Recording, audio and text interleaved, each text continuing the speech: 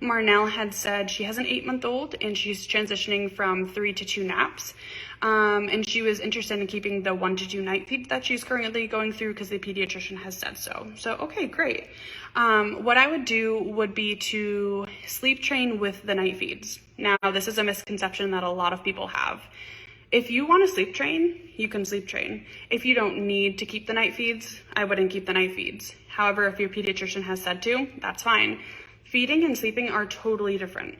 Feeding is for feeding and nutrients, and sleeping is for sleeping and growing and development and all those things. So do both of those things. Now, what we don't want to do is in the middle of the night feeding them to the point of they're drowsy and putting them back down to sleep. But if you're feeding them, no problem. Keep a feed, put them back to sleep.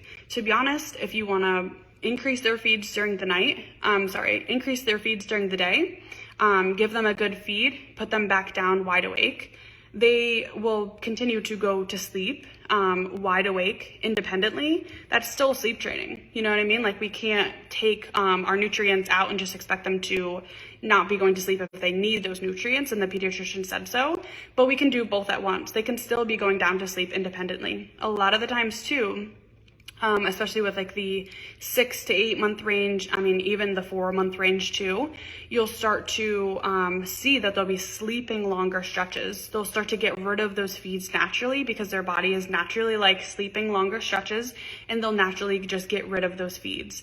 So as long as the pediatrician said keep the feeds, then go right ahead. I would just keep a look on their weight next time you go to the pediatrician and just keep double checking, because typically around the 6-month range is really when I start to drop it. But I totally understand everybody has different weights and everybody has different situations going on.